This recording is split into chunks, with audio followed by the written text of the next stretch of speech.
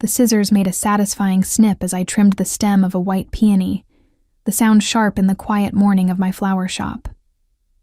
Water dripped from the cut end onto the wooden counter, each drop marking time in the rhythm I'd fallen into over the past 6 years of running Bloom and Thorn. My fingers moved automatically, stripping leaves, checking for thorns, arranging stems in the glass vase that would sit in Mrs. Chen's foyer by noon. Outside, rain had started again, the 3rd day in a row. April in the city meant unpredictable weather. But this felt different. Heavier. Like the sky itself was holding its breath. I glanced at the brown paper bag sitting on the edge of my work table, the one I'd carried back from the clinic 40 minutes ago. Inside, folded twice, was the ultrasound print. 6 weeks. The technician had smiled when she'd said it, congratulations in her voice, as if she couldn't see that I'd arrived alone, that my hands had been shaking when I'd filled out the forms. The bell above the door chimed, and I looked up to see my best friend Lucia bursting in, her umbrella dripping all over the tile floor. Behind her came Sophia and Marie, the 3 of them looking like they'd run the entire 2 blocks from the coffee shop. "Serena," Lucia panted, shoving a newspaper into my hands. "You need to see this." The headline was in bold, "Valente Russo wedding tomorrow. 2 families unite in historic Italian ceremony." Below it, a photo. Him, the man from 6 weeks ago, the one who'd appeared in my shop during a thunderstorm at closing time, drenched and asking for roses. The one whose name I'd never learned, whose number I'd never gotten, whose face I'd tried and failed to forget every single day since. Nico Valente, 30 years old, head of the Valente crime family, marrying Isabella Russo, daughter of the rival Russo clan, in a union meant to end decades of bloodshed. My vision tunneled. The edges of the newspaper blurred. "Serena, are you okay? You look pale." Sophia's hand touched my shoulder. I set the paper down carefully, my fingers numb. Then I reached for the brown bag, pulled out the ultrasound, and stared at it. The tiny bean-shaped shadow. 6 weeks. 1 night. One stranger who wasn't a stranger at all, but a man whose wedding was tomorrow. "What is that?" Marie leaned closer, then gasped. "Oh my God. Serena, is that—" I didn't answer. Instead, I picked up the scissors I'd been using on the peonies. My hands didn't shake this time. They were steady as I cut through the ultrasound image, once, twice, 3 times, until it was nothing but confetti scattered across the counter between the flower stems and ribbon spools. "Serena!" Lucia grabbed my wrist. "What are you doing?" "What I should have done the moment I left that clinic," I said, my voice flat. "Forgetting." I turned away from them, from the newspaper photo of him in a tuxedo, from the pieces of the ultrasound that looked like snow among the roses. My chest felt tight, like someone had wrapped wire around my ribs and was pulling. "You can't just—" Sophia started. "Watch me." I walked to the back room, the storage area where I kept extra vases and ribbon and the industrial sink I used for washing buckets. The door had a lock. I turned it, sealing myself in, and then I let myself break. The sobs came hard and fast, ripping out of me in a way they hadn't even at the clinic. Because this was different. This wasn't just being pregnant and alone. This was being pregnant by a man who belonged to someone else, who lived in a world I didn't even understand, who was getting married tomorrow to seal a peace treaty like this was the 15th century and not the modern world. I pressed my forehead against the cool metal of the sink, trying to breathe through the tears. 6 weeks ago, he'd stood in my shop with water dripping from his dark hair, his gray eyes intense as he'd asked for red roses. "For someone special?" I'd asked, and he'd said, "For myself.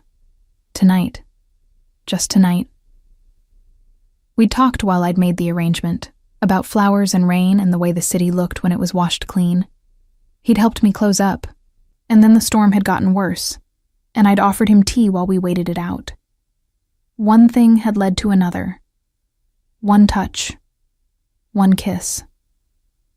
One night that I'd replayed 1,000 times since. He'd been gone by morning. No note, no number. Just the memory of his hands and his voice, and the way he looked at me like I was the only thing in the world that mattered. Apparently I wasn't. A knock on the door. "Serena, please, let us in." I wiped my face with the back of my hand, took a shaky breath, and opened the door. Lucia's eyes were red too. "I'm so sorry." "Don't be. I'm fine." "You're clearly not fine." "I will be." I walked past them back to the main shop floor, to the counter where the pieces of ultrasound still lay among the flowers. I gathered them up, every single scrap, and dropped them in the trash bin under the register. "I have orders to fill. Mrs. Chen needs her arrangement by noon." Marie exchanged a look with Sophia. "Maybe you should close the shop today. Take some time." I said I'm fine. The bell chimed again. This time it wasn't my friends arriving. It was him. Nico Valente stepped into my flower shop, looking exactly like he had in the newspaper photo. Tailored black suit, white shirt, that same intensity in his gray eyes that had made me forget every rational thought 6 weeks ago. Behind him stood 2 men in similar suits, clearly security. They remained by the door while he approached the counter. My friends went silent. Everyone in the city knew what the Valente name meant, what he was. "I'm here to pick up the bridal bouquet," he said, his voice exactly as I remembered it. Deep, smooth, with the faint trace of an Italian accent that became more pronounced on certain words. "Valente order." I stared at him. He stared back, and I watched recognition dawn in his eyes the same moment my heart cracked open all over again. "Serena," my name on his lips, like he'd thought about it, like he'd remembered. "Your bouquet isn't ready," I lied, even though it was sitting in the cooler, white roses and orange blossoms, traditional Italian wedding flowers. "Come back tomorrow." "It was supposed to be ready today. The wedding is tomorrow." "Then I guess your bride will have to carry grocery store carnations." The bitterness in my voice was sharp enough to cut. "The door is over there. I have work to do." His jaw tightened. Behind me, I heard Sophia's sharp intake of breath. People didn't talk to Nico Valente like that. People didn't dismiss him. But I wasn't people. I was the woman carrying his child while he prepared to marry someone else. His gaze dropped to the counter, to the ribbon and stems and the few remaining scraps of paper I'd missed when cleaning up. I watched his hand reach out, watched him pick up one of the pieces. It was small, just a corner, but it had part of the date, part of my name printed at the top. He went very still. Then he picked up another piece, and another. His fingers moved quickly, gathering every scrap, fitting them together like a puzzle on the glass countertop. "No," I said, reaching to stop him. "Don't." But it was too late. He'd assembled enough pieces to see what it was. An ultrasound image. 6 weeks gestational age. Patient name: Serena Blackwell. The silence in the shop was suffocating. Lucia grabbed Sophia's arm. Marie had gone pale. The 2 security guards by the door stood frozen, clearly not sure what to do. Nico's eyes lifted to mine. 6 weeks. I said your bouquet isn't ready. Leave. 6 weeks, he repeated, his voice dropping lower. That's exactly. I know when it was. My hands were shaking now, but I kept them flat on the counter. And I know you're getting married tomorrow, so whatever you think this means, it doesn't.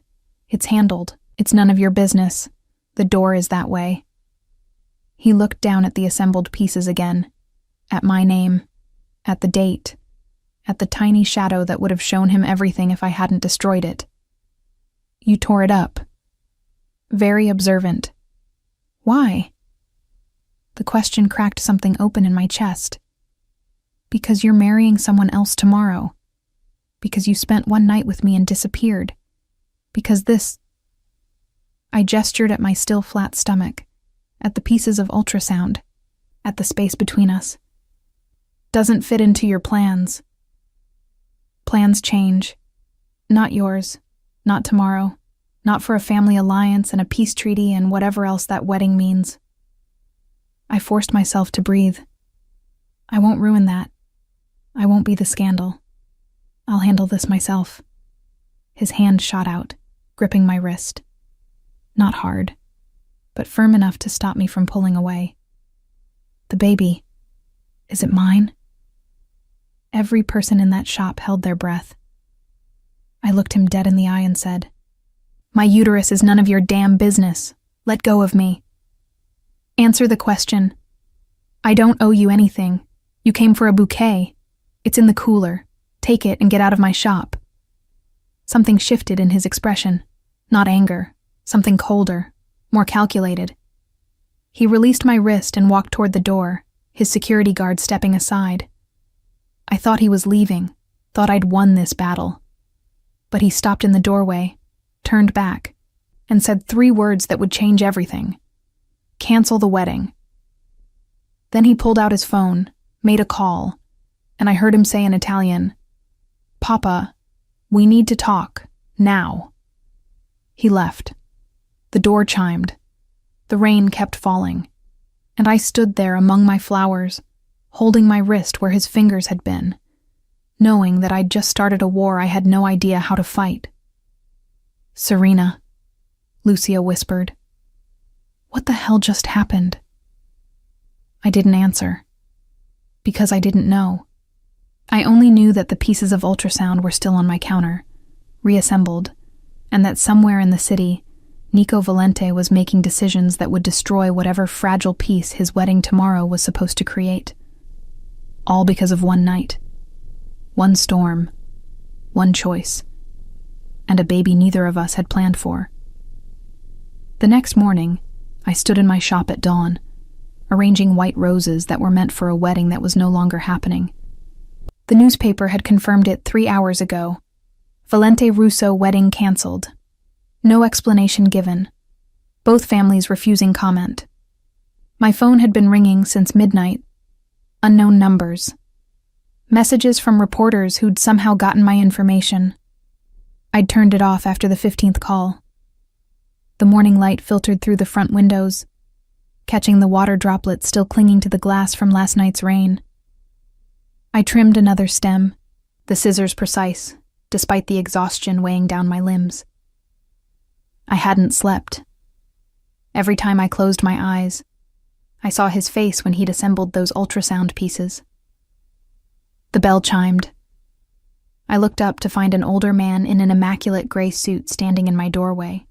Silver hair, sharp eyes, the kind of presence that made the air feel thinner. Behind him stood 4 men in black, not asking, just there. Serena Blackwell.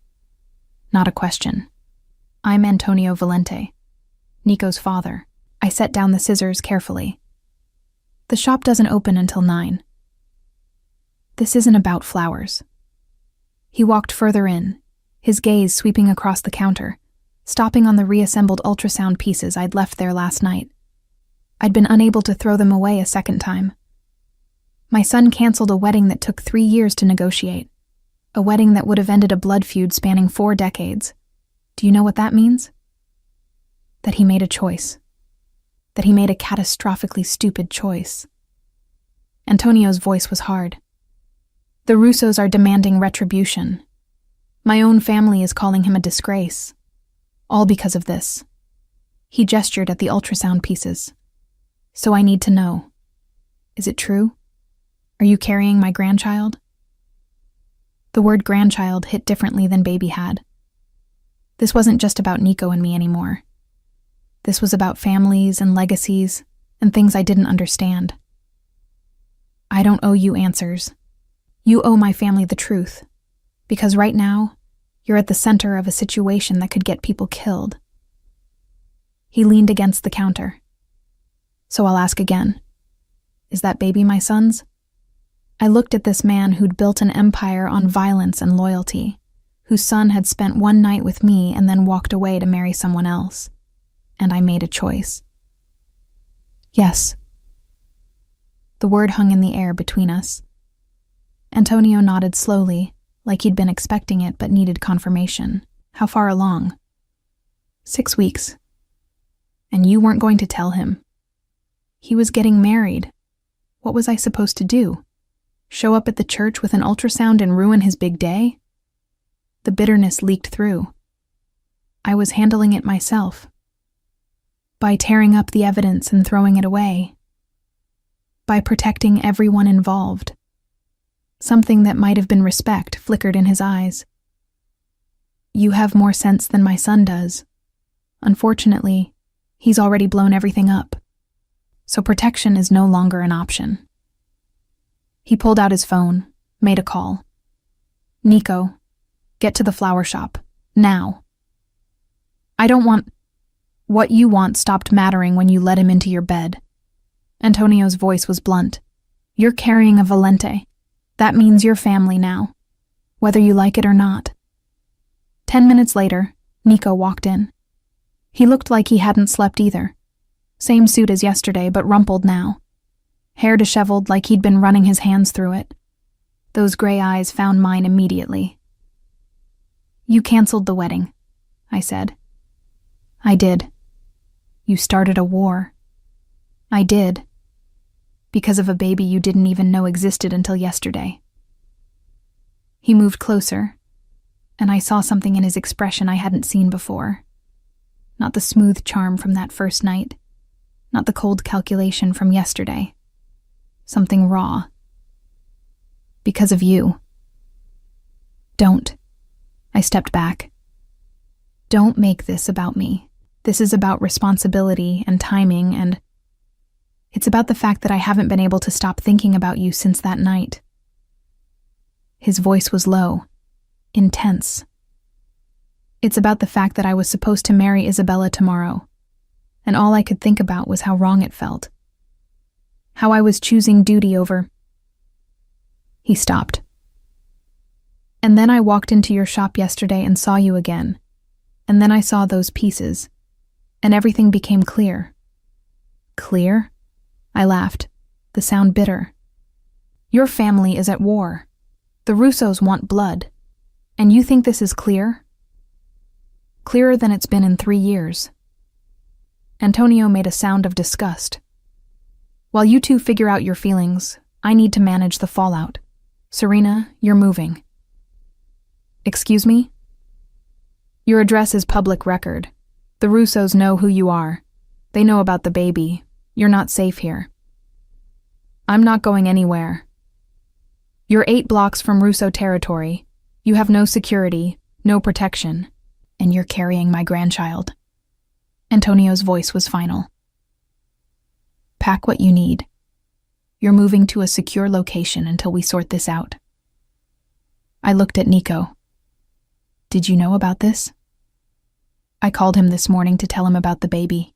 He made the security call. So you just decided my life for me, both of you, without asking. Would you have agreed if we'd asked? Antonio raised an eyebrow. No. Then this saves time. The bell chimed again. This time it was Lucia, carrying coffee and pastries, clearly thinking I needed support after yesterday's disaster. She froze when she saw Antonio and his guards. Serena? Her voice was small. It's okay. I moved between her and the men. Just some unexpected complications. Complications? Lucia's eyes widened. Are they threatening you? They're protecting her, Nico said. From what? From the consequences of their son's decisions, I said flatly. I turned back to Antonio. I'm not moving. I'm not leaving my shop. I'm not becoming some kept woman in a fortress while you fight your wars. I'll handle this pregnancy myself. I've been alone my whole life. This doesn't change anything. Antonio studied me for a long moment. Then he smiled. It wasn't warm. You have spirit. Good. You'll need it. He gestured to his men. Make sure she gets to work safely. Watch the shop. No one in or out without clearance. You can't just station guards at my flower shop. Already done. He headed for the door. Nico, fix this. You made this mess. You clean it up. Then he was gone, leaving me alone with his son and 4 security guards who were now apparently permanent fixtures. Lucia grabbed my arm. What the hell is happening? I'm pregnant. He's the father. And he just started a mob war over it. Oh my God. She sank onto the stool behind the counter. Oh my God.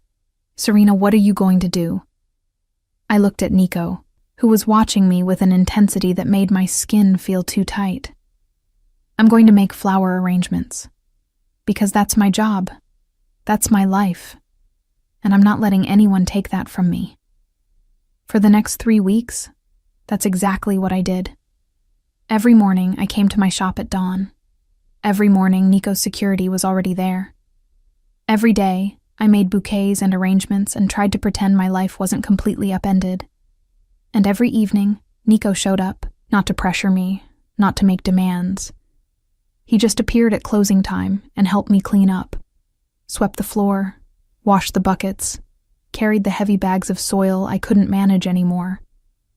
I didn't thank him. I didn't encourage him.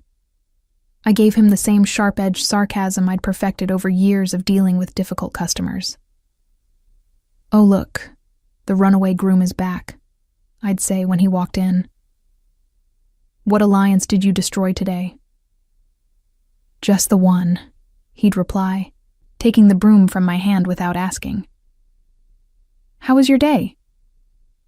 Better before you showed up. But he kept coming.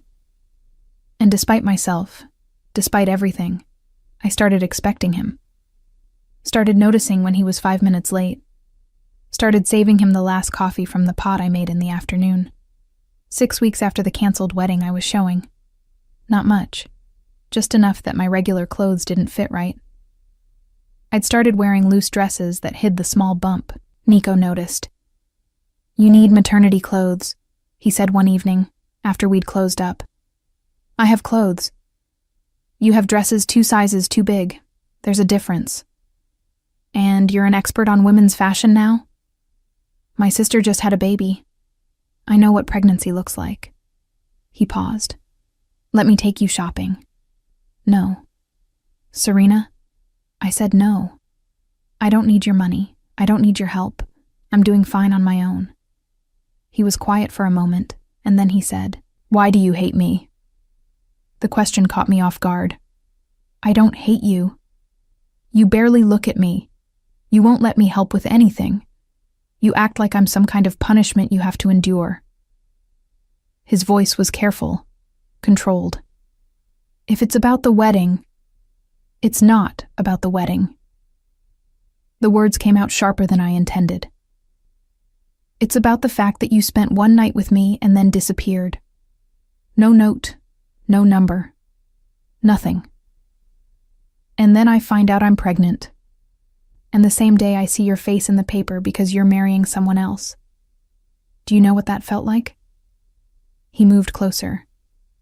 I looked for you. What?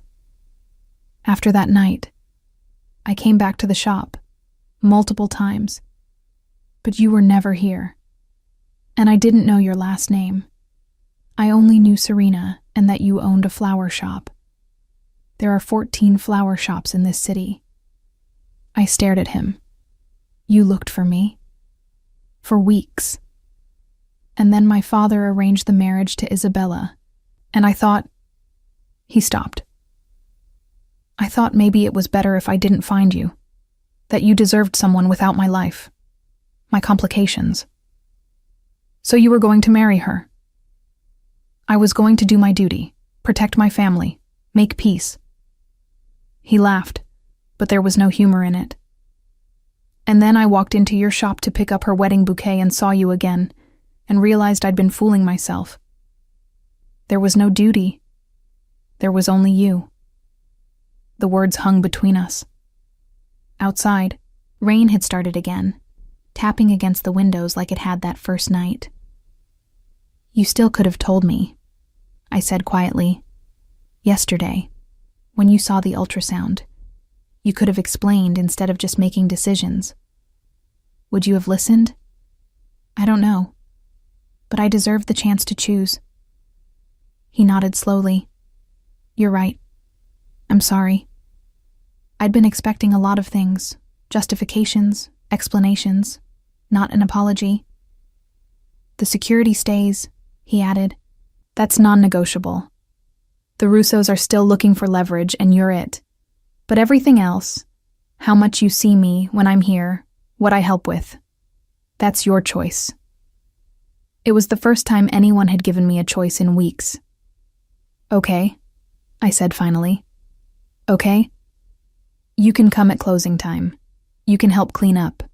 But you can't buy me things, and you can't make decisions for me. And if I tell you to leave, you leave. Those are my terms. Deal." He held out his hand. I looked at it for a long moment. Then I shook it. His palm was warm against mine, calloused in a way that surprised me. Not the soft hands of someone who'd never worked. These were hands that knew labor, that knew struggle. "One more thing," I said. "What?" "Stop looking at me like that." "Like what?" "Like I'm something precious you're afraid to break. I'm not fragile. I'm just pregnant. There's a difference." A smile tugged at his mouth, the first real one I'd seen from him. Noted. That night, after he left, I stood in my shop and realized something had shifted. Not forgiveness, not yet, but maybe the beginning of something. 3 months later, I was 7 months pregnant, and my ankles had disappeared. I stood at the counter, arranging a bouquet for a customer, when Nico walked in carrying a box. "What's that?" I asked, eyeing it suspiciously. "A chair." "I have chairs." "You have a stool that's too low for your back. This is an ergonomic chair designed for pregnant women." He set the box down. "Before you argue, I already know all your objections. Yes, I'm buying you something. No, you can't stop me. This isn't about control. It's about the fact that watching you stand for 8 hours straight makes me want to commit violence." I blinked at him. That's the worst sales pitch I've ever heard. "Is it working?" Despite myself, I laughed. "Fine, you can set up the chair, but this doesn't mean anything except that you'll be more comfortable. I know." He started unpacking it. "Also, my sister wants to meet you." "Why?" "Because I talk about you constantly, and she's worried I've lost my mind." He glanced up. "She's actually really nice. No pressure. Just coffee. She's bringing her baby." I should have said no. Should have kept these boundaries clear. But 3 months of Nico showing up every evening, of slowly getting used to his presence, had worn down my defenses. "Okay." His face lit up in a way that made my chest tight. "Yeah?" "1 coffee, that's it. 1 coffee." He paused. "Thank you." That weekend I met Nico's sister Gabriella in a cafe near my shop. She was warm and funny and completely overwhelming in the best way. Her baby, a chubby 6-month-old named Luca, spit up on my dress within 5 minutes. "Oh God, I'm so sorry." Gabriella grabbed napkins. "It's fine, I work with plants. This isn't even close to the worst thing that's been on this dress." She laughed, and I found myself laughing too. And just like that, I had a friend. Over the next 2 months, Gabriella became my person, the one I called when I panicked about labor, the one who took me maternity shopping despite my protests, the one who told me stories about Nico as a kid that made him seem human instead of untouchable. "He was the serious one," she said one afternoon over tea. "Always protecting everyone. Always trying to fix things. Papa used to say he was born middle-aged. He's very," I searched for the word, "intense. That's one way to put it." She smiled. "He's also been in love with you since that first night. He's just terrible at showing it. He barely knows me. He knows enough. She reached across the table, taking my hand. I know this whole situation is complicated. I know you didn't choose this. But Nico doesn't do anything halfway. If he's committed to you and this baby, he means it. For life. I wanted to believe her. But trust didn't come easy. Not when I'd spent most of my life alone. At 8.5 months pregnant, I was miserable. Nothing fit. My back hurt. My feet were swollen. And I was so tired of being pregnant that I could cry. Nico showed up at closing time like always, but this time he brought food. Thai, he said, setting containers on the counter. The good place. Extra spring rolls because I know you've been craving them. How did you... Gabriella told me. He started opening containers. Eat. I was too tired to argue. We ate in comfortable silence, and when I couldn't reach my feet to untie my shoes, he knelt down and did it for me without a word. You don't have to. I know. I want to. That night, as he helped me close up, I asked the question that had been weighing on me for weeks. What happens after the baby's born? He stopped sweeping. What do you mean? I mean, you've been here every day for 8 months. You've proven you're committed. But what happens when there's an actual baby? When it's not just theoretical anymore? He set the broom aside and came to stand in front of me. Then I'm still here. Every day. Every night. Whatever you need. And your family? The Russos? All of that? Is handled. His voice was firm. The Russos withdrew their demands 2 months ago. My father negotiated a new alliance. It's done. Just like that? Not just like that. It took work. But yes, it's done. He paused. You and this baby are my priority. Everything else comes second. I looked up at him. At this man who'd shown up every single day for 8 months, who'd asked for nothing except the chance to be present, and felt something crack open in my chest. Okay, I whispered. Okay? I believe you. The relief on his face was so profound it made my throat tight. He raised his hand like he was going to touch my face, then stopped, uncertain. I closed the distance myself, leaning into his palm. Serena, he breathed. Don't talk, I said. Just stay. So he did. 1 week later, I went into labor at 3 a.m., alone in my apartment above the shop. I called Nico, and he was there in 7 minutes, breaking every traffic law in the city. I've got you, he said, helping me down the stairs. We're going to be fine. We? I gasped through a contraction. We, he confirmed. You, me, and this baby. We're a team now. And as we drove through the empty streets toward the hospital, his hand holding mine, I realized he was right. Somewhere between that first night and this moment, between anger and forgiveness, between fear and trust, we'd become something. Not a couple. Not yet. But a beginning. The hospital room was too white, too sterile, too bright for 3 a.m. I gripped the bed rail through another contraction, breathing the way the nurse had taught me in the birthing class I'd attended alone 3 weeks ago. Nico stood beside me, his hand on my back, steady pressure that helped somehow. You're doing great, he murmured. Don't patronize me, I gasped. You have no idea. The words cut off as another wave hit. When it passed, I sagged back against the pillows. My hair stuck to my forehead. I'd been in labor for 6 hours, and the doctor said I still had a ways to go. I should call Gabriella, Nico said, pulling out his phone. It's 3 a.m. She made me promise. He was already dialing. A moment later. Ella, it's time. Yeah, we're at Mercy General. Labor and delivery, room 304. A pause. She's doing amazing. Stubborn as hell, but amazing. I would have argued, but another contraction started, stealing my breath. Gabriella arrived 40 minutes later with coffee for Nico and ice chips for me, her baby with a sitter and her husband on his way to pick up my friends so I wouldn't be alone. "You called Lucia?" I asked between contractions. "Of course I did. You think we'd let you do this alone?" Gabriella squeezed my hand. "You're family now. That means showing up." By 6 a.m., my small hospital room was full.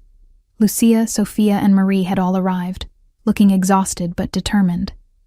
Gabriella had taken charge of managing everyone, sending people out for food or coffee or walks when the room got too crowded. Nico never left my side. At hour 9, when I was ready to give up, when the pain was so intense I couldn't think straight, he leaned close and whispered, "Remember what you said that first day? About not being fragile? You were right. You're the strongest person I've ever met. You can do this. I can't. You can. You will. And I'm right here." Matteo Valente was born at 7:23 a.m. on a Tuesday in late December, screaming loud enough to wake the entire floor. The nurse placed him on my chest, this tiny, perfect human with a shock of dark hair and the most beautiful face I'd ever seen. I couldn't breathe, couldn't think, could only stare at this miracle we'd made. Nico's hand trembled as he reached out to touch our son's head. "He's perfect. He is," I whispered, tears streaming down my face. "He really is." The next few hours passed in a blur. Tests and measurements and visitors. Antonio appeared briefly, took one look at his grandson, and had to step into the hallway because his eyes got suspiciously wet. Gabriella cried. My friends cried. Even Nico's voice cracked when he held Matteo for the first time. But eventually, everyone left. The room grew quiet, and it was just the three of us. I watched Nico pace with Matteo, this powerful man reduced to a gentle giant by 7 pounds of newborn. He hummed something in Italian, old and familiar, probably a lullaby his own mother had sung. "You're good at this," I said quietly. He looked up, surprise in his eyes. "At what?" "Being a father." "I haven't done anything yet." "You showed up. Every day for 9 months. That's more than most people do in a lifetime." He came to sit on the edge of my bed, Matteo sleeping in his arms. I meant what I said that night, before he was born. You and him. You're my priority. Everything else comes second. What about your family business? I'm stepping back, letting my father handle more, promoting people I trust. He looked down at Matteo. I want to be present for this, for him, for you, not splitting my time between what I should do and what I want to do. The words hung in the air between us, weighted with meaning I wasn't quite ready to examine. "We should probably talk," I said, "about what happens next." "What do you want to happen?" It was the first time he'd asked instead of decided, the first time he'd given me complete control. I stopped, trying to find the words. I want to go slow. I want to figure out how to be parents before we figure out how to be anything else. I want Matteo to have a father who's present and involved, not some distant figure who shows up for birthdays and Christmas. Done. Just like that? Just like that. His gray eyes were steady on mine. Whatever timeline you need, whatever boundaries make you comfortable, I'm not going anywhere. The next few weeks proved he meant it. I moved back into my apartment above the shop, and Nico rented the unit next door. He showed up for every 2 a.m. feeding, every diaper change, every crying fit. He learned how to swaddle and burp and soothe better than I did. "You're a natural," Gabriella observed one afternoon, watching him rock Matteo while I finally got to eat a meal with both hands. "I'm terrified," he admitted. "Every single second. But also..." He looked down at our sleeping son. also the happiest I've ever been. I understood what he meant. This tiny human had taken over our lives completely. My flower shop ran on reduced hours. Nico's family business operated with him making decisions from my living room instead of an office downtown. Our entire world had contracted to this small space, these sleepless nights, this new rhythm we were finding together. 6 weeks postpartum, I was standing in my shop trying to make a simple arrangement when exhaustion finally caught up with me. My hands shook, my eyes burned. I couldn't remember if I'd eaten lunch. Okay, that's it. Lucia took the scissors from my hands. Go upstairs. Nap. I've got this. I can't just— You can and you will. Nico's up there with Matteo. They're fine. You need sleep. I trudged upstairs to find Nico on the couch, Matteo asleep on his chest, both of them breathing in sync. The sight made my chest ache in a way I didn't have words for. Hey, he said softly. You okay? Tired. I sank onto the other end of the couch. So tired I can't remember what day it is. It's Thursday. You slept 3 hours total last night. I counted. Stalker. Concerned father of your child. He shifted carefully, not disturbing Matteo. When's the last time you had a full night's sleep? Sometime in my second trimester, I think. He made a decision I could see forming in his eyes. Tonight, I'm taking night duty. All of it. You're sleeping in my place, and I'm staying here with him. You can't— I can. I will. This isn't negotiable, Serena. You're running on fumes, and that's not sustainable. I wanted to argue, wanted to insist I could handle it. But the truth was, I couldn't. Not alone. And he was offering something I hadn't had in 6 weeks. Rest. Okay, I whispered. That night, I slept for 11 hours straight in Nico's apartment next door. When I woke up, sunlight was streaming through unfamiliar windows, and I felt human for the first time in weeks. I found Nico and Matteo in my apartment, both looking exhausted, but alive. How was it? I asked, taking Matteo from his arms. Terrible. Amazing. I have no idea how you've been doing this mostly alone.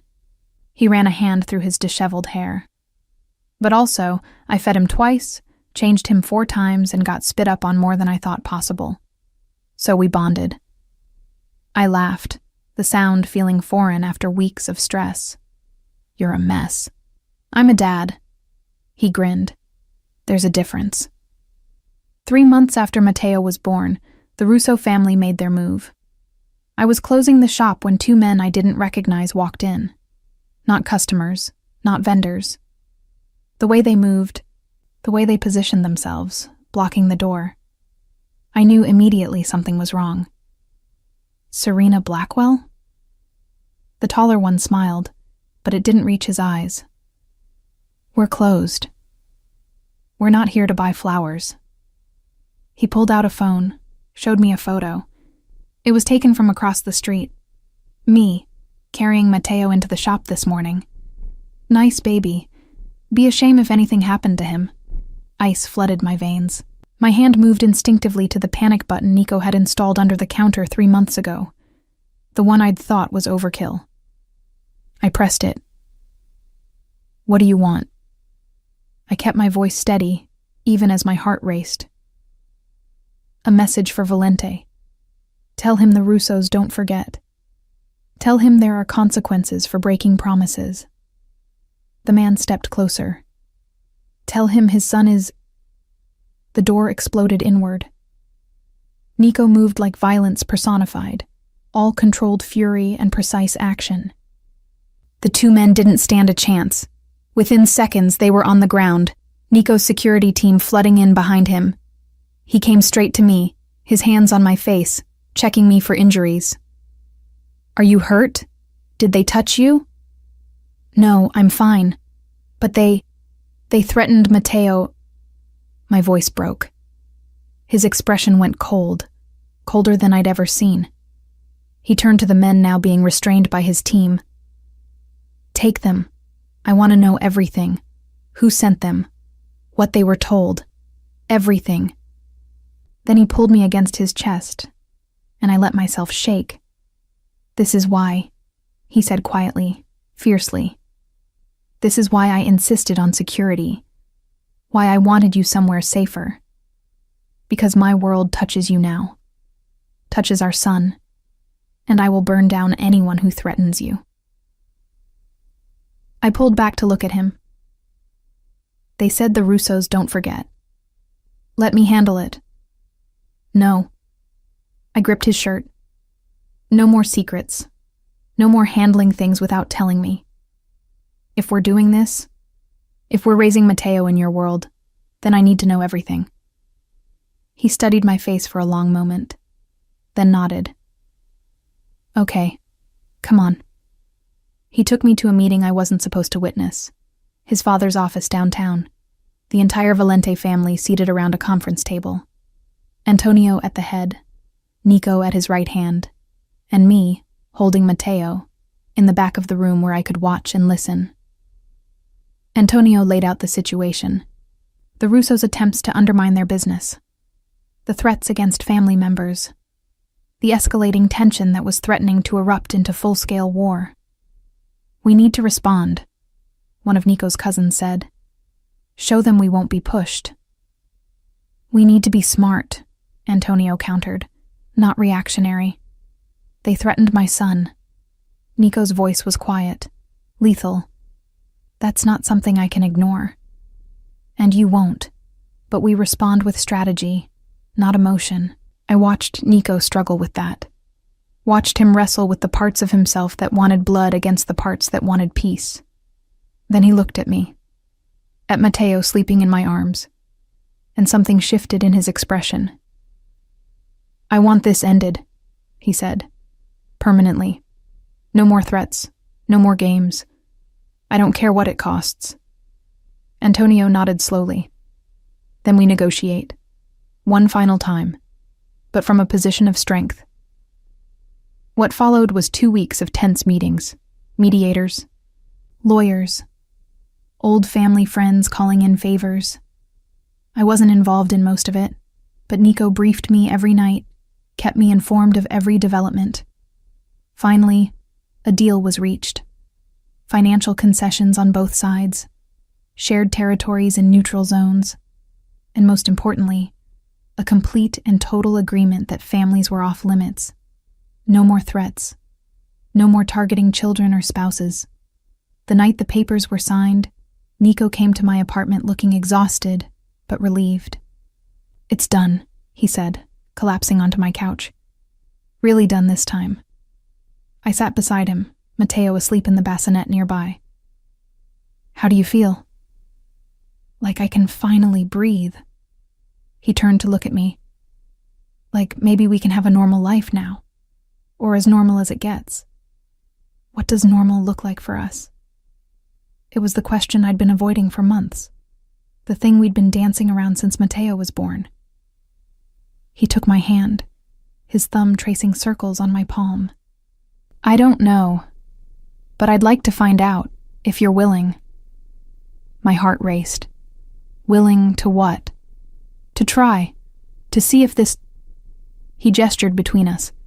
Could be more than just co-parenting, more than just convenience. And if it doesn't work, then we figure it out, together, as a team, like we've been doing. He paused.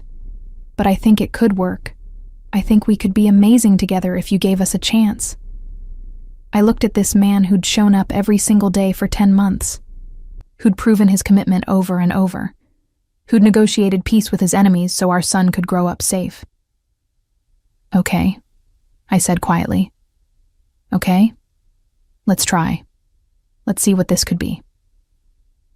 His smile was like sunrise, slow and warm and full of promise. He leaned in, giving me time to pull away. And when I didn't, his lips met mine in a kiss that was nothing like that first night. That had been passion and urgency and desperation.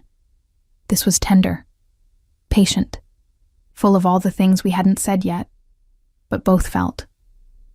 When we pulled apart, Matteo chose that moment to wake up with a cry.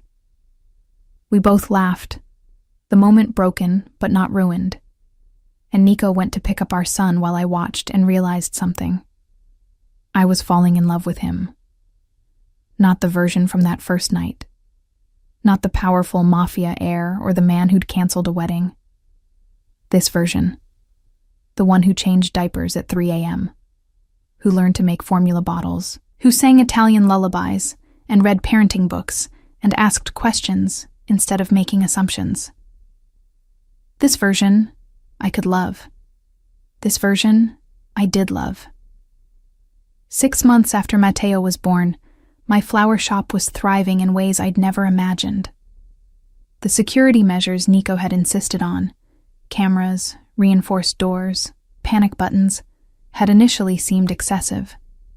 Now they were just part of the landscape, as familiar as the coolers and cutting tables. Matteo slept in a bassinet behind the counter while I worked, a setup that horrified some customers and charmed others.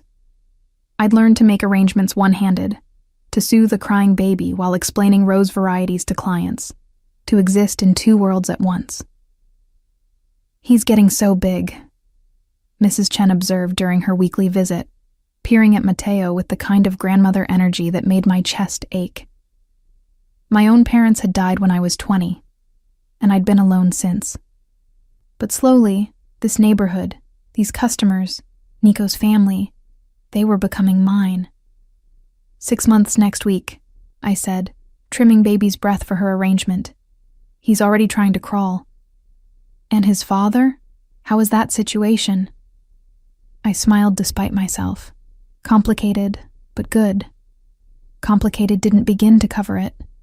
Nico and I had been, whatever we were, for 4 months now. Not quite dating, not quite just co-parenting. Something in between that had no clear definition but felt right anyway. He still lived next door. Still showed up every evening to help with Matteo. But now he also stayed for dinner sometimes. Brought me coffee in the mornings the way I liked it. Left notes on my counter when he had to travel for business. Back tomorrow. Miss you both. The "you both" always made something flutter in my chest. We hadn't slept together since that first night. We'd kissed a handful of times. Soft, tentative things that held promise but never pushed. But that was it. Like we were both afraid of rushing into something that might break what we'd built. "Take your time," Gabriella had advised during one of our weekly coffee dates. "You're building a foundation. That's more important than anything else." But sometimes, late at night when Matteo was asleep, and I could hear Nico moving around in his apartment through the thin walls, I wondered what we were waiting for. The question answered itself on a Wednesday in early summer. I was closing up when Nico walked in carrying takeout from the Thai place and looking troubled. "What's wrong?" I asked immediately. "We need to talk." Those 4 words never led anywhere good. I locked the door, flipped the sign, and followed him upstairs where Matteo was napping in his crib. "My father wants to retire," Nico said, setting the food on the counter but not opening it. "He's turning 70 next month, and he's done. He wants out. That's good, right? He's earned it. It means I'll be taking over the family business, all of it." He ran a hand through his hair. A tell I'd learned meant he was stressed. "It means more responsibility, more time away, more danger." "Okay." I leaned against the counter, trying to process. What does that mean for us? I don't know. That's what I need to figure out. He came closer. "Because I want this. Want you. Want us to be a real family. But I also need to be realistic about what my life looks like. What I can offer." "What are you saying?" "I'm saying maybe you and Matteo should move. Somewhere safer. Away from all this." The words hit like a physical blow. "You want us to leave?" "I want you safe. There's a difference." "No." I shook my head. "No, you don't get to decide that. You don't get to push us away because you think it's better for us." "Serena?" "I've been alone my whole life, Nico. My parents died in a car crash when I was 20. I've had no one. No family. no support. And then you came along and... My voice broke. And you made me believe I could have more. That Matteo could have more. You don't get to take that away now because things are getting complicated. I'm trying to protect you. I don't need protection. I need partnership. I need someone who talks to me instead of making decisions for me. I moved closer, forcing him to look at me. You want to know what I need? I need you to stay. I need you to fight for this instead of running away. I've never run from anything in my life. Then don't start now.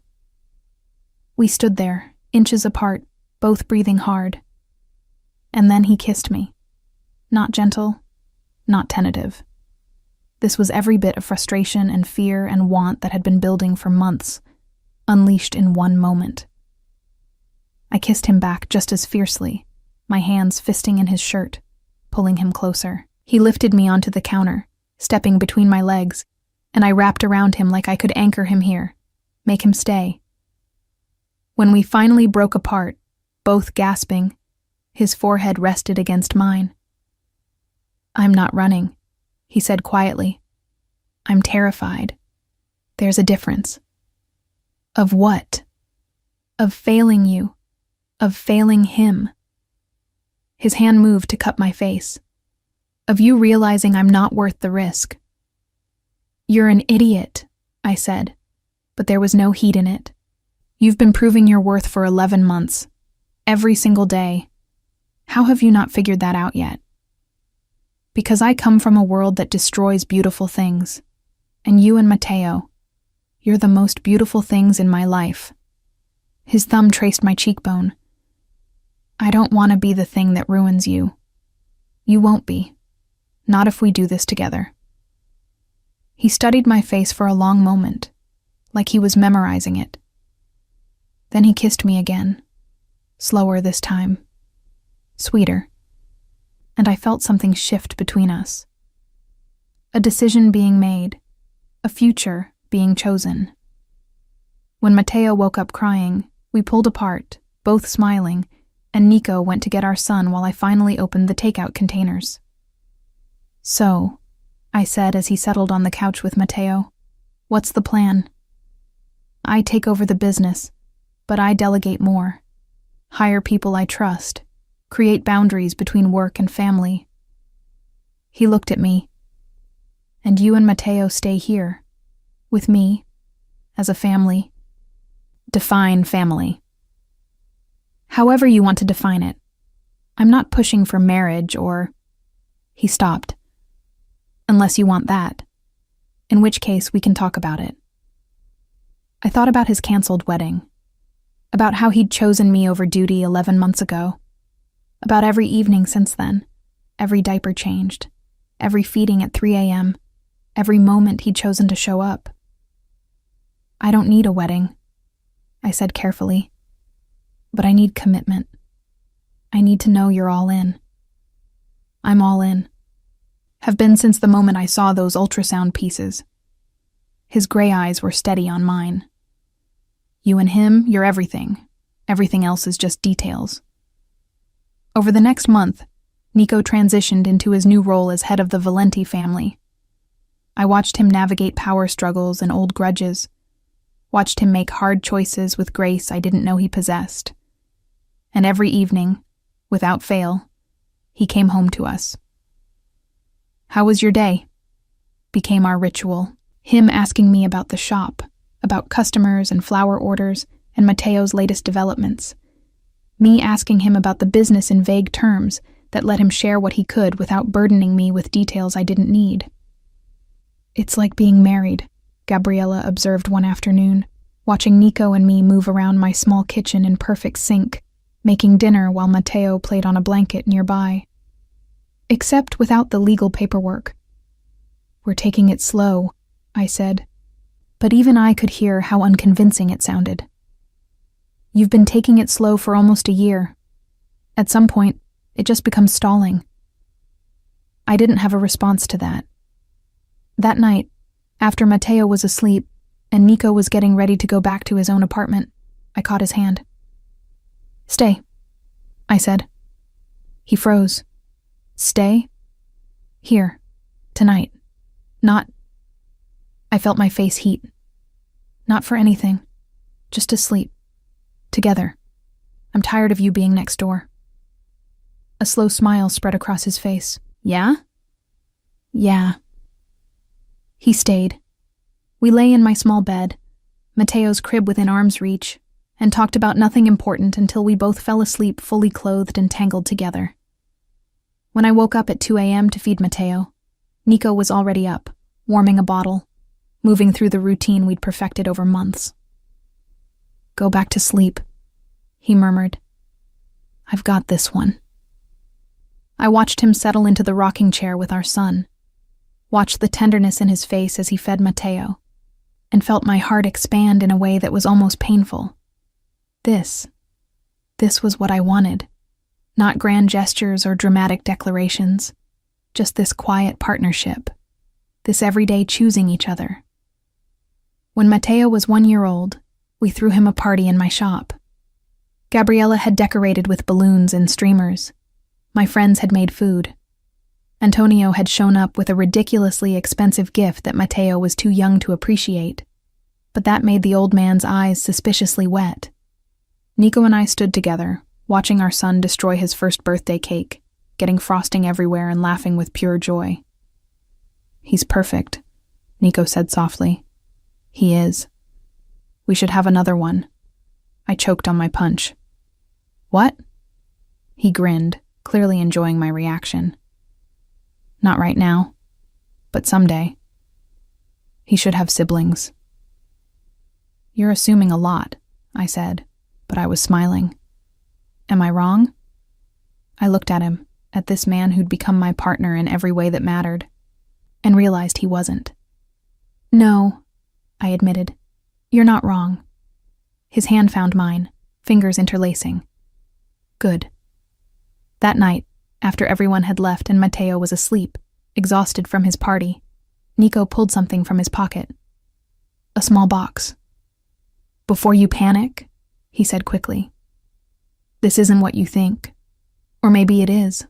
I don't know. I'm terrible at this. I stared at the box, my heart racing. I know we said we'd take things slow. I know we agreed not to rush. But Serena? He opened the box, revealing not a ring, but a key. Move in with me. You live next door. I bought a house, 3 bedrooms, a yard, room for Matteo to play, room for... He stopped, cleared his throat. Room for more, if we decide that's what we want. I'm not asking you to marry me. Not yet. But I'm asking you to build a life with me. A real one. Not 2 apartments and careful boundaries. Something more. I took the key from the box, feeling its weight in my palm. When did you buy a house? 3 months ago. I've been fixing it up. Gabriella's been helping. He looked almost nervous, an expression I rarely saw on him. If you hate it, we'll find something else. But I thought, I hoped. I kissed him, cutting off his rambling. When I pulled back, I was smiling. Show me. The house was perfect. Not too big, not ostentatious. Just a beautiful craftsman-style home in a quiet neighborhood with good schools and a yard where Matteo could learn to walk. The master bedroom has an ensuite, Nico was saying, leading me through rooms I could already picture our life in. And this room could be Matteo's. The 3rd bedroom could be a nursery, or an office, or whatever you... I grabbed his hand, stopping him. It's perfect. Yeah? Yeah. I stepped closer. And I don't want to wait. Wait for what? I took a breath, gathering courage. For this. For us. We've been dancing around it for over a year. But I love you, Nico. I'm in love with you. Have been for months. And I don't want to keep pretending we're just co-parents or friends or whatever we've been calling this.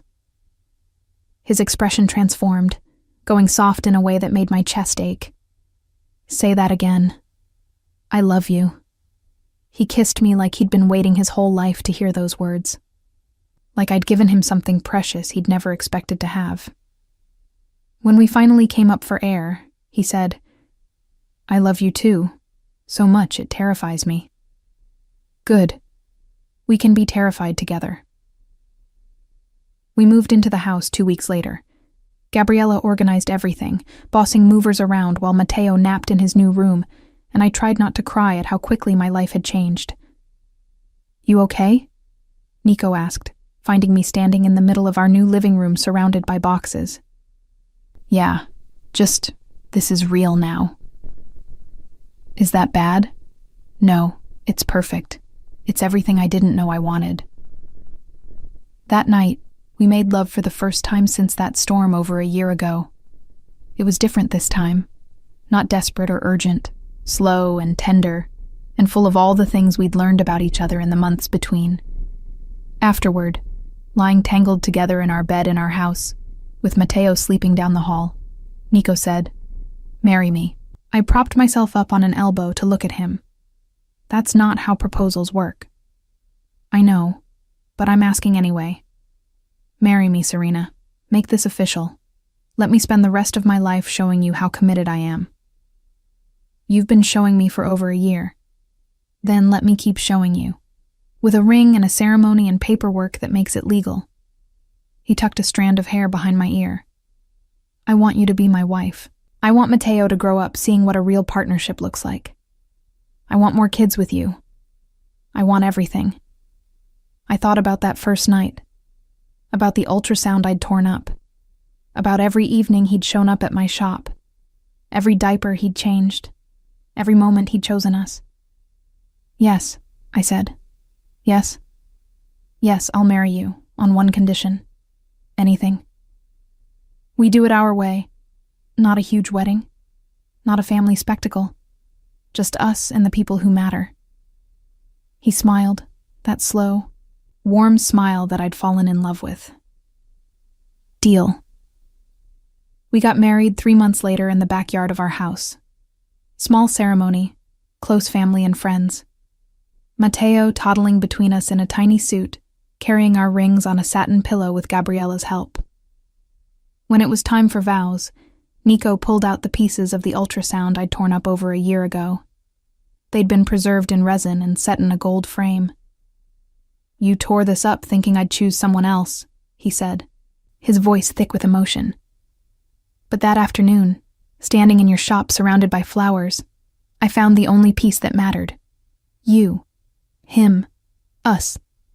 I was crying. Everyone was crying. Even Antonio had to turn away. "I choose you," Nico continued. "I chose you then, and I choose you now. And I'll choose you every single day for the rest of our lives." My own vows were simple. You showed up. Every single day you showed up. And you taught me that love isn't just feeling. It's action, it's choice, it's partnership. I love you, Nico Valente, and I promise to keep showing up too. When we kissed, Matteo clapped his chubby hands, and everyone laughed through their tears. The reception was simple.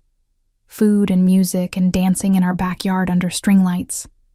At one point, I found myself standing with Gabriella, watching Nico dance with Matteo, both of them laughing. "You did good," she said. We both did. I smiled. All of us did. He's different now. Softer. Happier. She squeezed my hand. "Thank you for giving him this, for giving all of us this." That night, after everyone had left and Matteo was finally asleep, Nico and I stood in our bedroom, still in our wedding clothes. "So," he said, "we did it. We did. Any regrets?" I thought about the journey, the fear and uncertainty, the slow building of trust.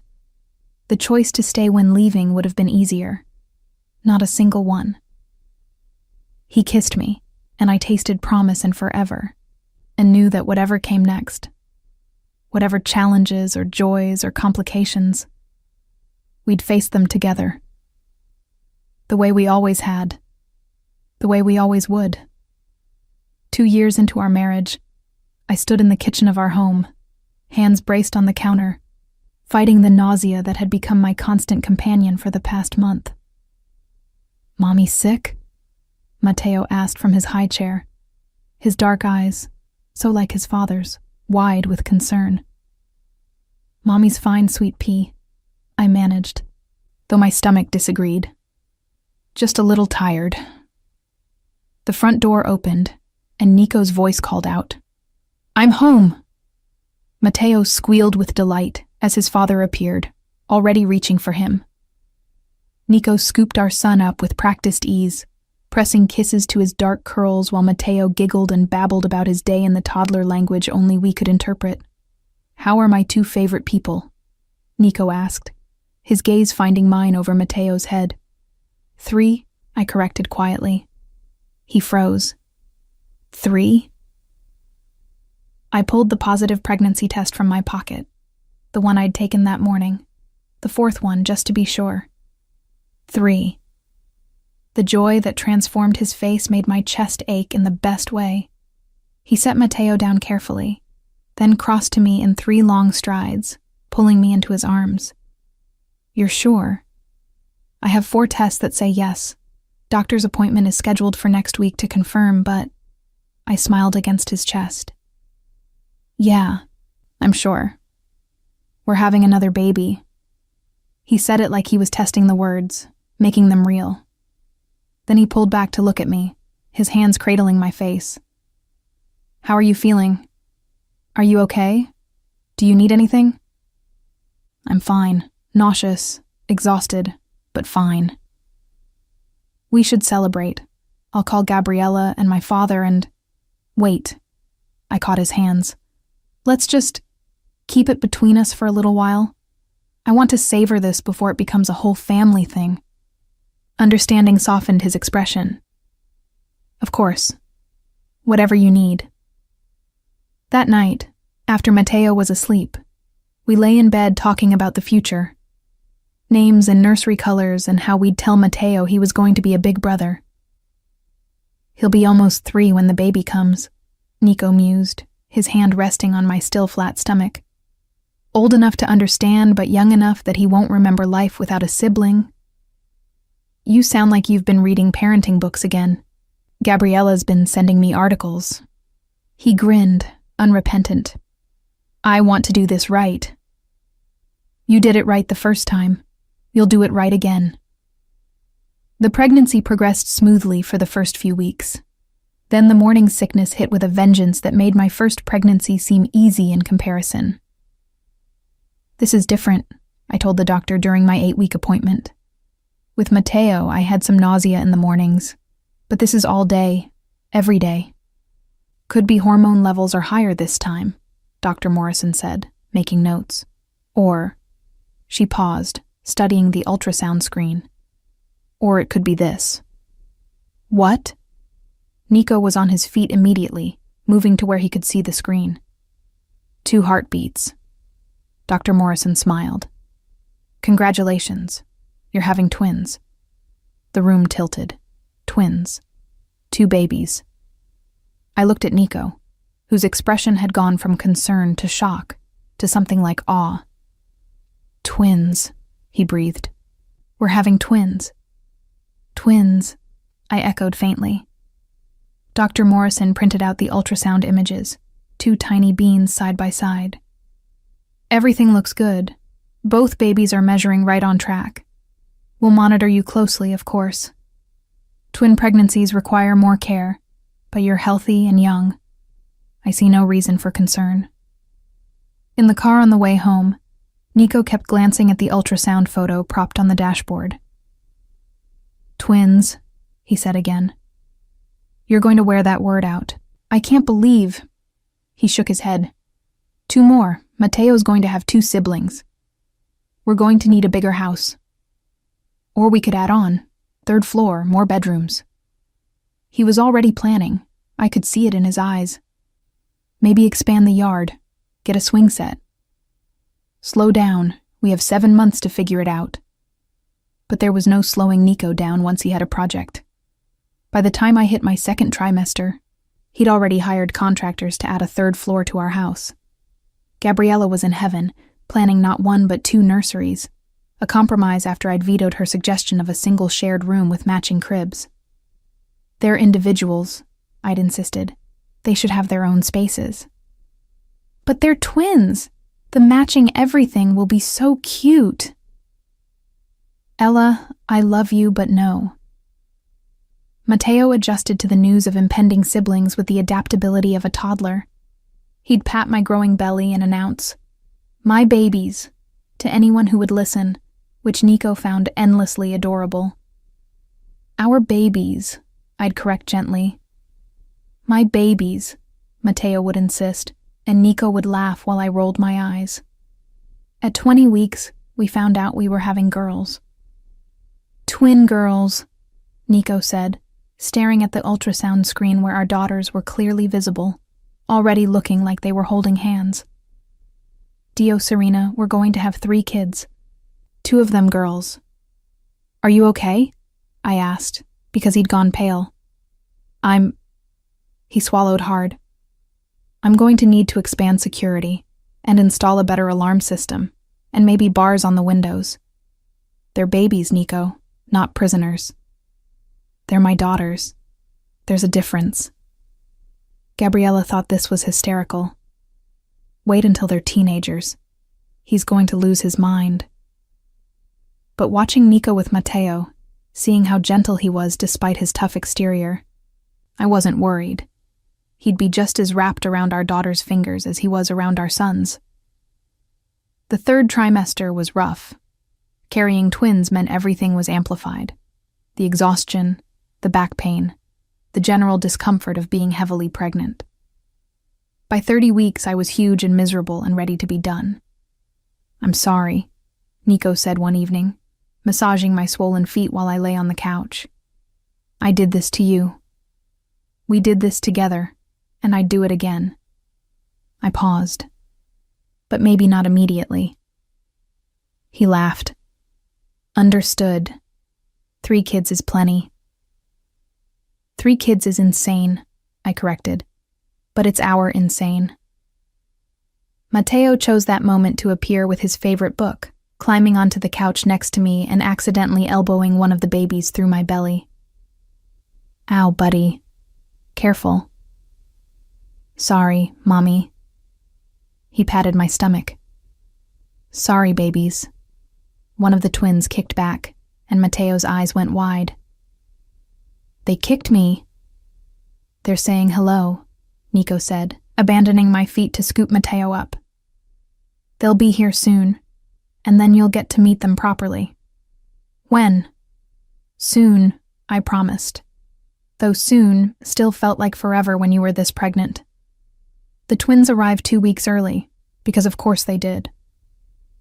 I woke at 3 a.m. to my water breaking, and Nico immediately went into crisis mode, checking hospital bags and car seats, and calling my doctor while I tried to breathe through the first contractions. "It's too early," he was saying into the phone. "They're not due for 2 more weeks." "Nico," I managed between contractions. "Twins often come early. It's fine." "How can you be so calm?" "Because one of us needs to be, and it's clearly not going to be you." Gabriella arrived to stay with Matteo, who was still asleep, and blissfully unaware that his sisters had chosen the middle of the night to make their entrance. "Go," she ordered. "I've got him. Keep me updated." The labor was faster than with Matteo, but somehow more intense. 2 babies meant twice the work, twice the pressure, twice the pain. "You're doing amazing," Nico kept saying, his hand in mine, his other hand stroking my hair. "So amazing. I love you so much." "I'm never doing this again," I gasped. "Whatever you want, anything you want, just breathe." Sofia Lucia Valente was born first at 6:47 a.m., screaming loud enough to wake the entire maternity ward. Elena Rose Valente followed 3 minutes later, quieter but no less determined.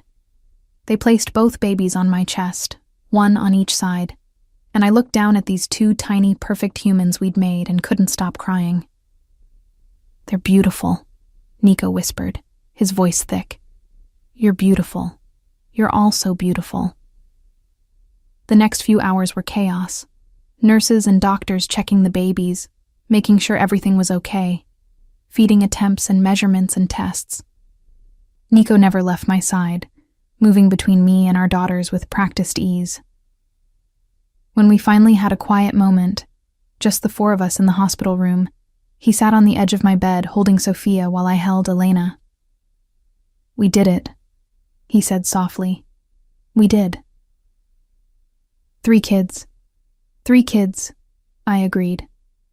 "We're officially outnumbered." He laughed, the sound full of wonder and joy.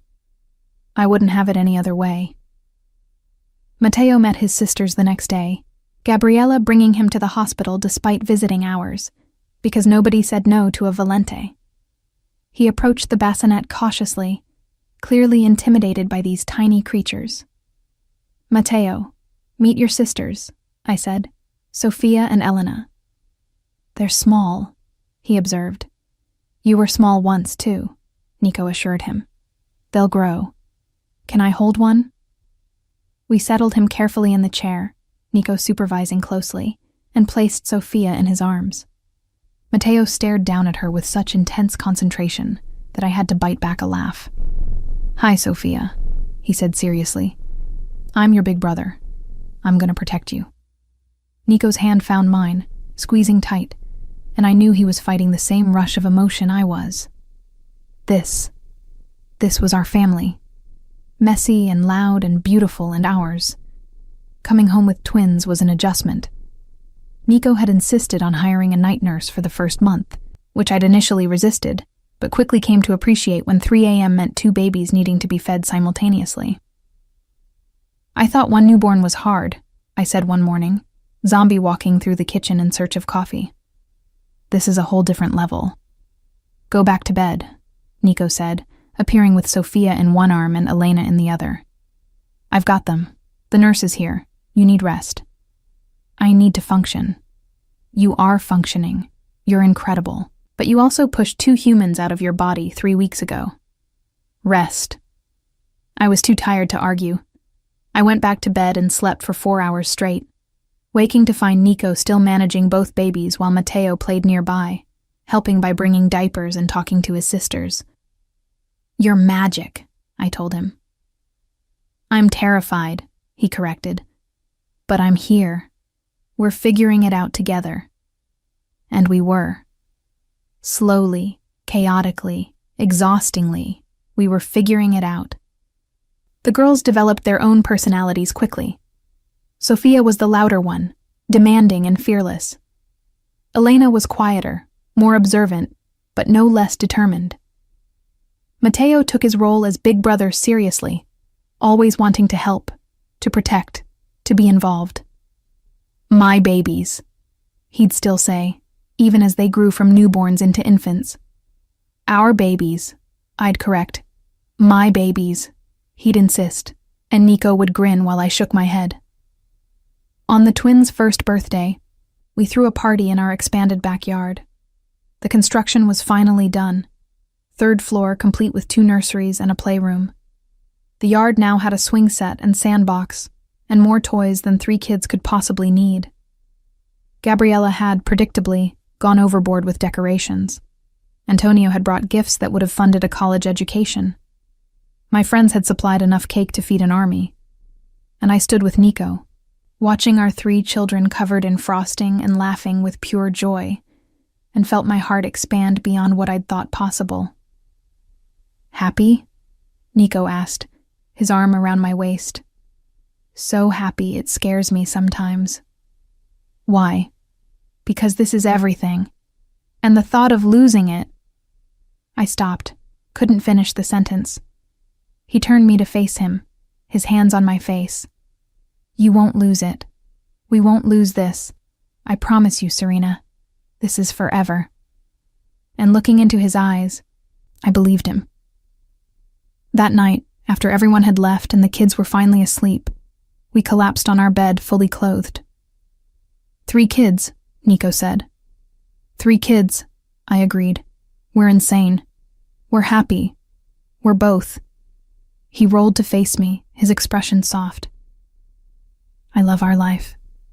Our crazy, chaotic, beautiful life. I love you. I love you too. I reached for his hand, lacing our fingers together. Thank you. For what? For showing up. That first day in my shop. And every day since. For choosing this. Choosing us.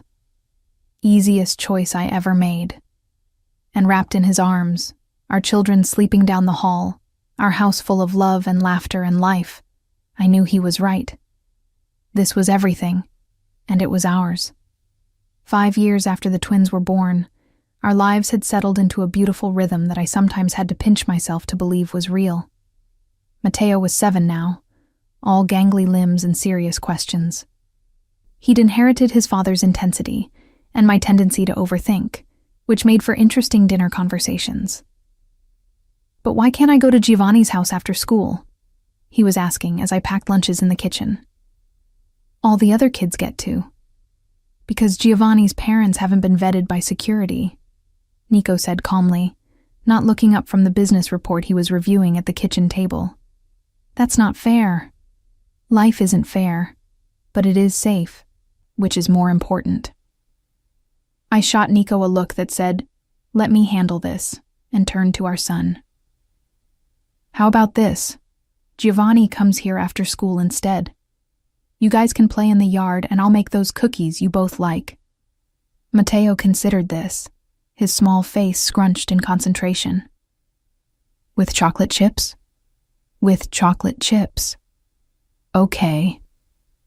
He grabbed his backpack and headed for the door where his security detail waited to drive him to school. Manipulated by cookies, Nico observed once Matteo was gone. I've taught him nothing. You've taught him plenty, including how to negotiate, which is why he tried to convince you in the first place. He smiled, setting aside his report. Fair point. The twins chose that moment to barrel into the kitchen, Sophia in the lead as always with Elena right behind.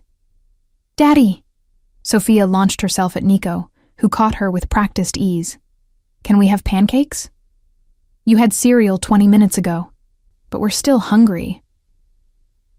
Growing girls need sustenance, I said, already pulling out the pancake mix. But you're helping. Both girls cheered, climbing onto stools at the kitchen island while I supervised their enthusiastic but messy pancake making. This was our morning routine. Chaos and coffee and the comfortable rhythm of a family that had learned to work together. Nico's phone rang, the specific tone that meant business. He glanced at it, then at me. I have to take this. Go. We've got breakfast handled. He kissed the top of each girl's head, then mine, before disappearing into his office.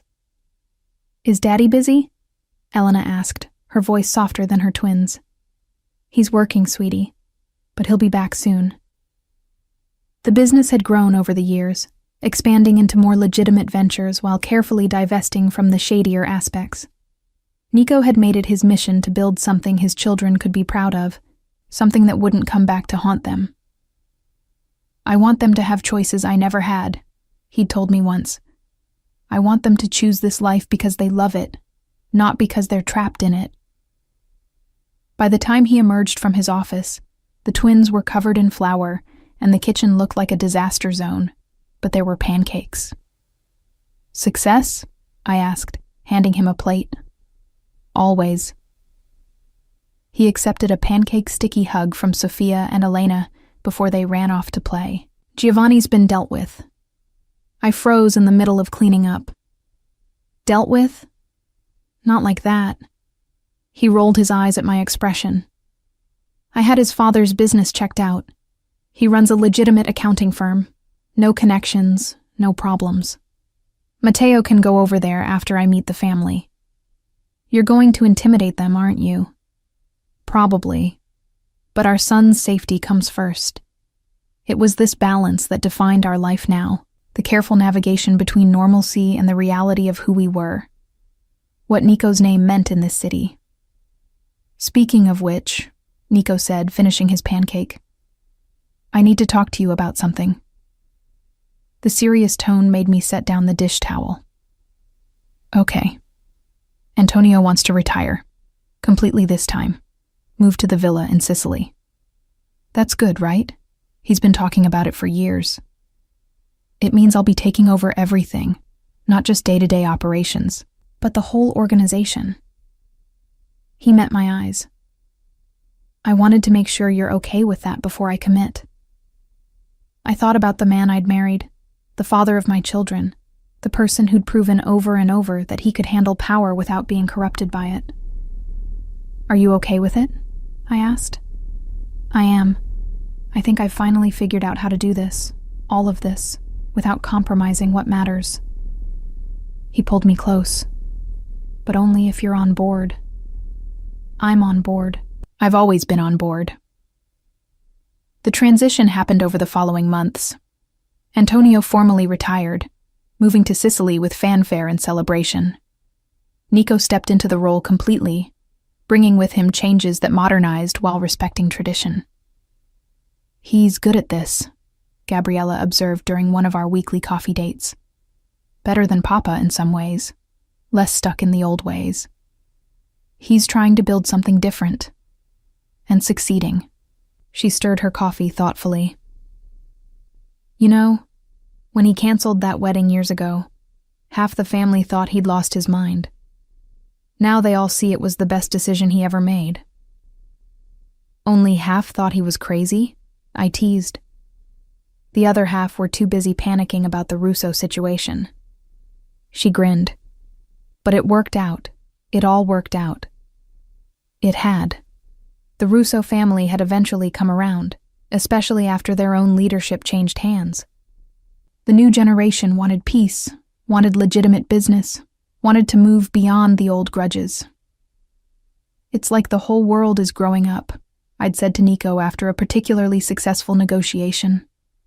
We're all just trying to leave our kids something better than what we got, he'd replied. The shop was thriving too. I'd expanded to 3 locations, hiring managers I trusted while maintaining hands-on control over the original store. It was my haven, my creative outlet, the thing that was completely mine. Though, technically, Nico liked to point out, I'm your best customer. Because you buy flowers constantly. Because my wife makes the most beautiful arrangements in the city, and I like showing them off. He still bought roses. Every anniversary he'd show up with the same request. Red roses, for tonight. Just tonight. It was our tradition, a reminder of where we'd started.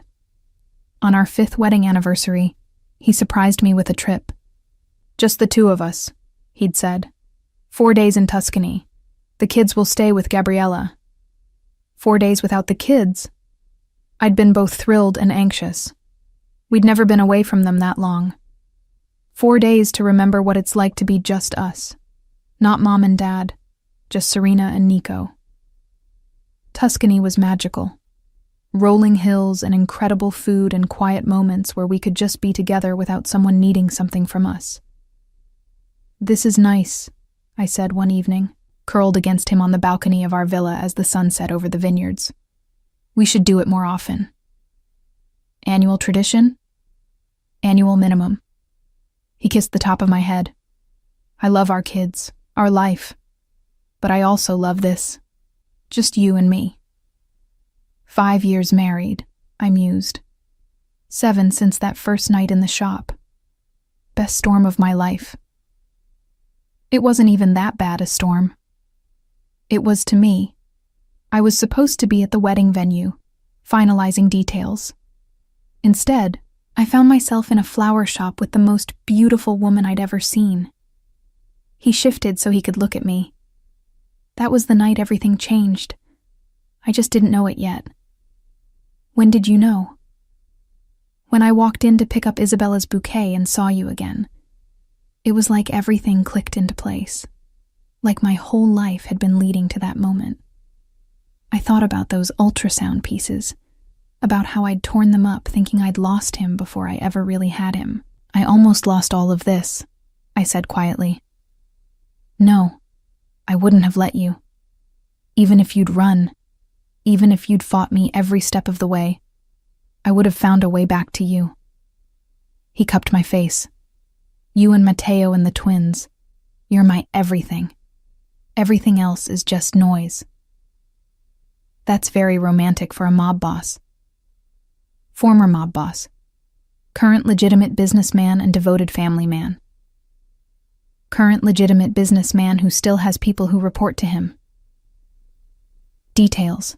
We made love that night with the balcony doors open, the Tuscan air cool against our skin, and it was like that first night all over again, but better, deeper, with the weight of years and love and history between us. Afterward, tangled together in the sheets, Nico said, "Have I told you lately that you're the best decision I ever made?" Not since this morning. Slacking. Unacceptable. He propped himself up on an elbow. You're the best decision I ever made. Marrying you. Having a family with you. Building this life. You're not so bad yourself. High praise from my wife. We flew home renewed, reconnected, ready to dive back into the chaos of 3 kids and 2 careers, and a life that was never boring. The kids had missed us desperately, all 3 of them climbing over us the moment we walked through the door. "Never leave again," Sophia declared. 4 days felt like forever, Matteo added. Elena just held on to me and didn't let go for 20 minutes. "Told you they'd be fine," Gabriella said, but her smile was knowing. "But also, they definitely missed you." That summer, Matteo asked if he could learn about the family business. "I'm 7, he pointed out when I'd balked. I should start understanding what Daddy does. Nico and I had a long conversation about it that night. "He's too young," I insisted. "He's asking questions. We can either answer them honestly or let him imagine things that are worse than the truth." What if... I couldn't finish the thought. What if he chooses this life? What if we lose him to the family business the way Nico almost lost himself? "Then we guide him," Nico said gently. "We show him the good parts and the hard parts. We let him see what it really means. And then when he's older, we let him choose." So Matteo started spending Saturday mornings at Nico's office. Nothing dangerous. Nothing inappropriate. Just filing and organizing and learning how a legitimate business operated. "It's boring," he reported after the first week. "Most business is boring," Nico had replied. "The exciting parts are what people remember, but 90% is paperwork and meetings." That sounds terrible. It can be. But it's also building something, creating opportunities, taking care of people who work for you. I watched Matteo absorb this, watched him start to understand the weight of responsibility that came with the Valenti name. He was growing up. They all were. The twins started kindergarten that fall, both in the same class despite my initial plan to separate them. "They need each other," the school counselor had advised. "Separating twins can be traumatic. Let them stay together." So Sophia and Elena navigated kindergarten as a unit, Sophia making friends for both of them, while Elena quietly observed and then provided thoughtful commentary later. "They're like 2 halves of one person," Gabriella observed. "Sophia's the heart, Elena's the head." "They're both entirely themselves," I corrected. "They just express it differently." 8 years after that first night, on a quiet Tuesday evening, I found Nico in his office staring at something on his desk. "What's that?" I asked. He held it up. The ultrasound photo from the twins. The one from our 6-week appointment when we'd found out there were 2. I was thinking about how we got here, all the little moments that led to this life. I came to stand behind him, wrapping my arms around his shoulders. "Any regrets?" "Not a single one. You?" "Not a single one." He pulled me around to sit in his lap, the photo still in his hand. "Thank you." "For what?" "For taking a chance on me, for letting me prove myself, for building this incredible life with me." He set the photo down carefully. "For loving me, even when I didn't make it easy. You made it easier than you think. You showed up. Every day you showed up. That's all I ever needed. We sat there in comfortable silence, the house quiet around us. Matteo doing homework upstairs, the twins playing in their rooms, our family, our life. We should have another one, Nico said suddenly. I pulled back to look at him. Are you insane? We have 3 kids. 3 busy, demanding, wonderful kids. I know, but I was thinking, no. I was laughing now. No more babies. 3 is perfect. Our family is perfect exactly as it is. He studied my face for a long moment, then smiled. Okay, 3 kids. 1 incredible wife. 1 beautiful life. 1 beautiful, chaotic, perfect life. That works too. Later that night, after the kids were in bed and we were getting ready for sleep ourselves, Nico pulled out a small box from his nightstand. What's this? Open it. Inside was a pendant. Gold. Delicate. And embedded in resin in the center were those original ultrasound pieces I'd torn up almost 9 years ago. The ones he'd preserved and given to me at our wedding.